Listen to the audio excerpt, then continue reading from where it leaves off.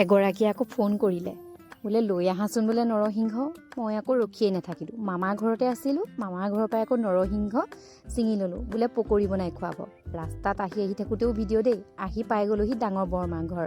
পিছে আকৌ এগৰাকীয়ে আকৌ ৰুটি বনাইহে আছে, মানে আলহী বহি আছে যে। আলহী আকৌ কোন গম পায়? মোৰ মানে দেউতাৰ বায়েক, মাজুগৰাকী বায়েক। জেঠাই আহিছে, দুদিনমানেই হ'ল বাৰু। আজি ৰাতিপুৱাই আকৌ বৰমাহঁতৰ ঘৰত আকৌ চাহ খাবলৈ আহিলে, তাৰ লগত ৰুটিও খালে। ময়ো বহি বহি কথা শুনি ময়ো বাৰু চাহ একাপ খাই দিলোঁ ৰুটি এটাৰ সৈতে। পিছে গাও বেয়া যে বেছিকৈ খোৱাও নাই ৰুটি। এইফালে আকৌ দেখিছে পকৰি বনাইছে। পিছে যেনেকৈ ক'লে তেনেকৈ বাৰু বনাই মুখৰ আগত দিলে বাৰু, খায়ো ভাল লাগিলে। তাইক আকৌ ভিডিঅ'টো কৰিলেই তাই হাঁহে।